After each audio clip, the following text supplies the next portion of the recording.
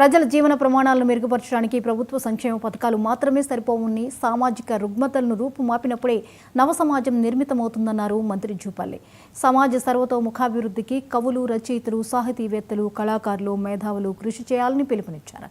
Begumpet tourism ప్లాజాలో ప్రభుత్వ పథకాలు, సమాజాభివృద్ధి, సాంస్కృతిక అంశాలపై నిర్వహించిన సదస్సుకు మంత్రి జూపల్లి కృష్ణారావు ముఖ్య అతిథిగా హాజరయ్యారు. సంస్కృతి అంటే కేవలం ఆటపాటలు, నాట్యం, సంగీతం, సాహిత్యం, కవిత్వం, భాషకే పరిమితం కాదని, సంస్కృతి అంటే మన అస్తిత్వం అన్నారు. ధ్వంసమైందనేది వాస్తవం.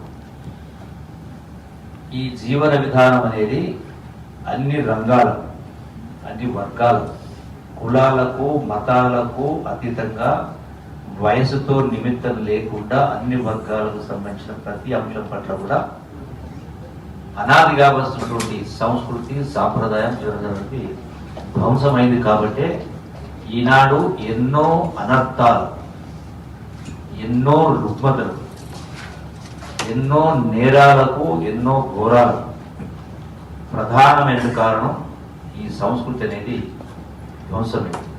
విద్యా విధానం కూడా ధ్వంసమైంది, ఆలోచన విధానం ధ్వంసమైంది.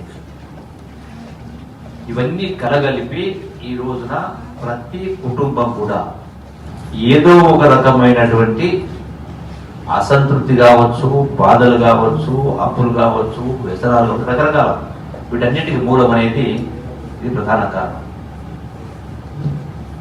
సో దీనికి ప్రభుత్వం చేపట్టేటువంటి సంక్షేమ అభివృద్ధి కార్యక్రమాలు మాత్రమే సరిపోవు.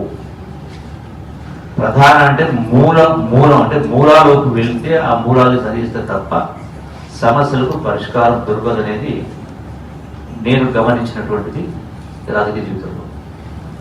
ఈ మధ్య కాలంలో కూడా నేను గ్రామాలకు వెళ్ళినప్పుడు, మీటింగ్లో పాల్గొంటున్నప్పుడు ఎందుకు నాకు ఆలోచన వచ్చి సహజంగా